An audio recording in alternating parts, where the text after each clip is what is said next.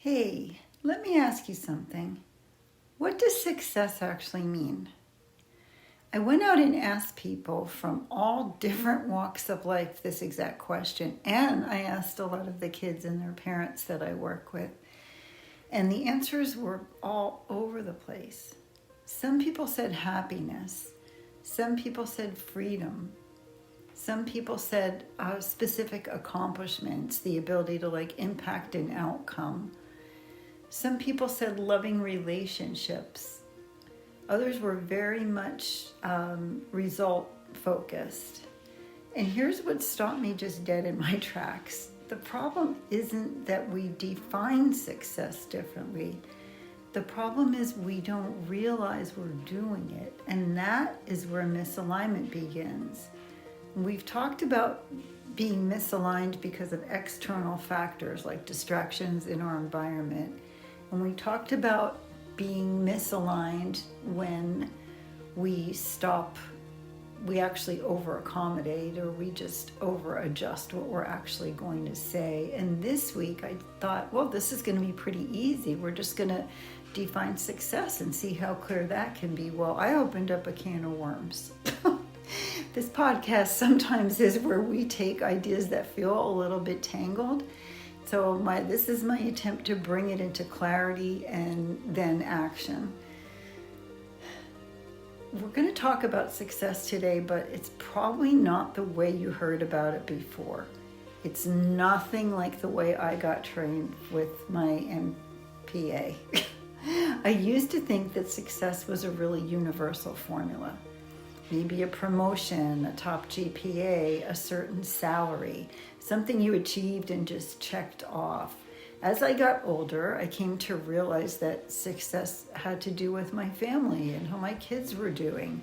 5 years ago, I had a heart attack very unexpectedly, and success for me that year meant that by the end of the year, I was going to get off the 8 medicines that they put me on that made me feel awful. And I did, and that was success that year.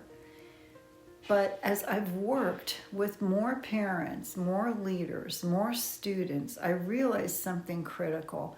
Success is really, really personal.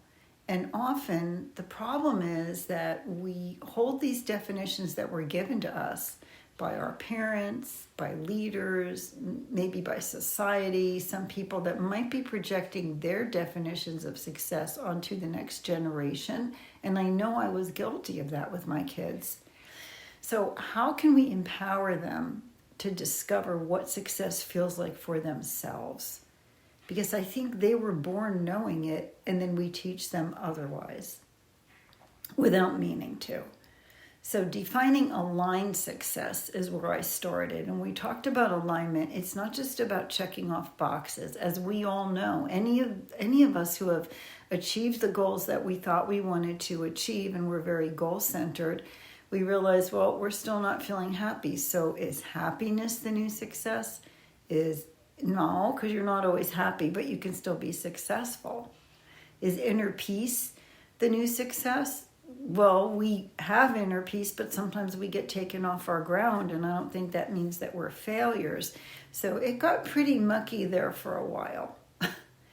Many people, many parents, many leaders define success by external markers like grades, promotions, wealth, and they unconsciously project these measures onto their kids or employees. Not to say that there is anything wrong with grades, promotions, and wealth. The problem is that when we're chasing someone else's version of success, we often miss the feeling behind it. So if we are doing it because this is how our bosses think we're going to be measured as successful with the business, even if we might have a different idea, this creates a real disconnect in ourselves. And neuroscience actually backs this up. It's why some people, when they do really well and they graduate on the dean's list and joined their sorority and did everything they were supposed to do, sometimes because their decisions weren't aligned with personal values, they don't feel it. They don't feel the high from it. They don't feel the accomplishment from it. We sometimes feel drained when this happens. And sometimes they just feel like, I missed the mark. We see this with people that are successful musicians. Sometimes they feel like they missed the mark. They did everything that they thought they were going to do to make themselves happy and feel successful, but really they weren't there. Some of the goals were not theirs. Of course, I looked into neuroscience because I'm a brain geek, and neuroscience really backs this up. So the ventromedial prefrontal cortex, as a study by Moll in 2013 showed, is activated when decisions align with your personal values. So I'm going to say that again. They've proven that a certain part of your brain lights up when your decisions are aligning with your personal values. And in contrast, when we pursue goals disconnected from these inner feelings because they mean something to somebody else or they mean what we think we should be doing, we feel drained even if we succeed. And I was like, oh my gosh, I'm so glad that I found that research because it explained so many things to me. I did expect some variety in the answers, but what I found was really deeper than that. People weren't just giving me different answers. I felt like they were coming from different places. They were coming from different lenses. Some were speaking about how they feel in their life. Others were speaking from what they achieved. And then it clicked for me all of a sudden that success is definitely not one definition. It's multiple definitions. And it's applied to different areas of our lives. Most of us have never really stopped to define these areas clearly.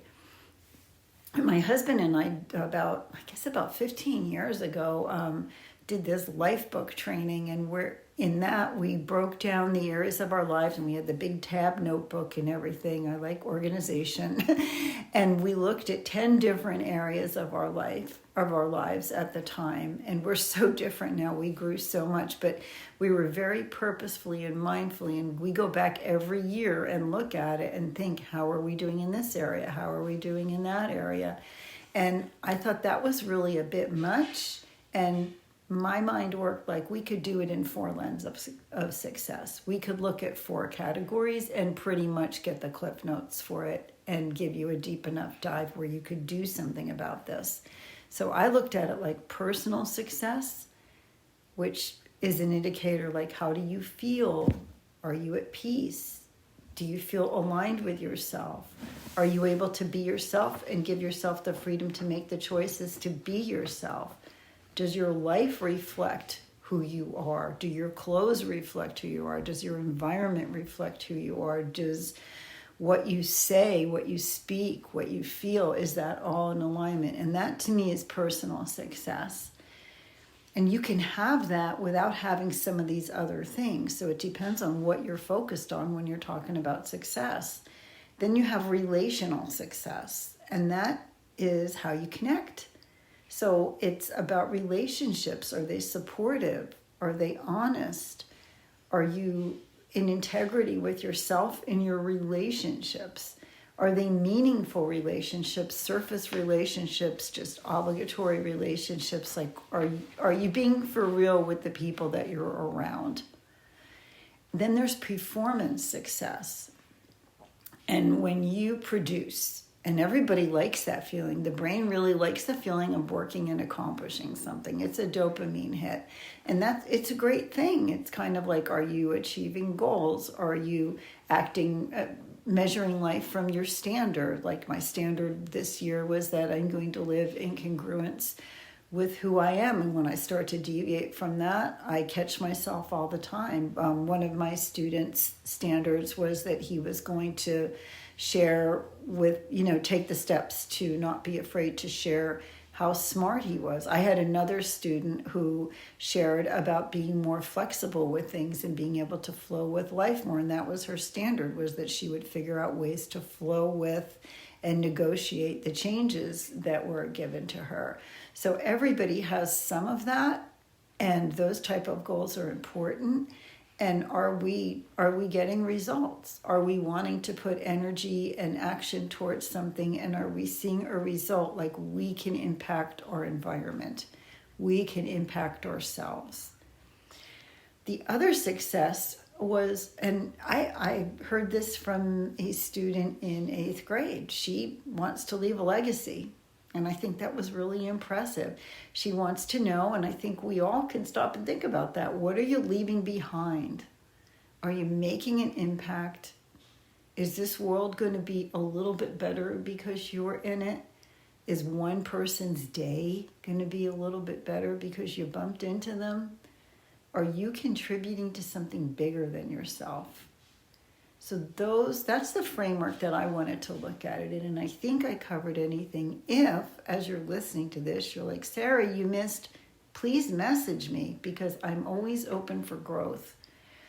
None of these are wrong.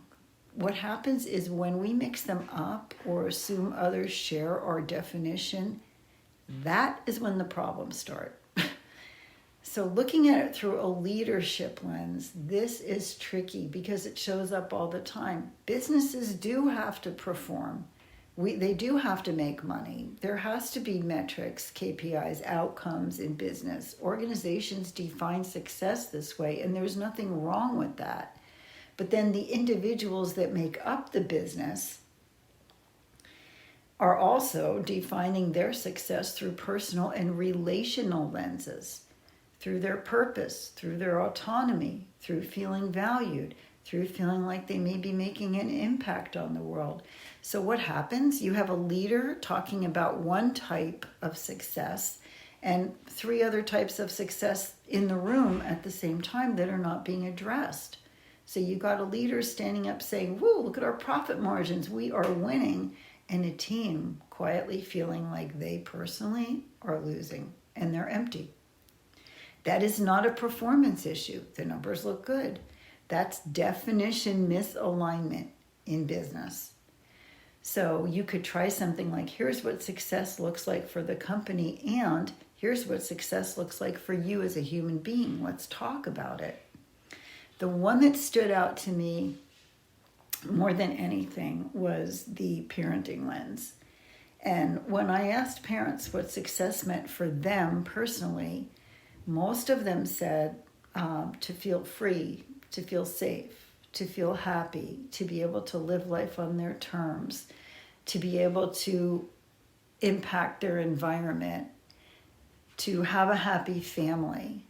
But when they talked about their kids, and when I asked the kids, some of the kids said these same qualities and they mirrored these statements. But for some of them, success became achievement and performance, and that was it. And I don't think that's what their parents meant to communicate. That raised a really powerful question to me. Are we raising successful kids or just high-performing kids? In parenting, effort and achievement definitely matter, but not at the expense of your identity or your joy or your self-worth. So as a parent or leader, how are you supposed to create the space for other people to define success on their terms? Well, the first thing you can do is pause and ask, what feelings do I associate with success? Is it pride? Is it peace? Is it safety? Is it freedom? Is it a feeling of just having enough and being enough and just a full heart? Then you can ask the people you're working with or raising, what does success feel like to you? And get them into the feeling behind it. I mean, some people could say it's, making a certain amount of money, and there's nothing wrong with that indicator, but really, what's the feeling that you would have from making that amount of money? What's the feeling that you will have when you get the grades?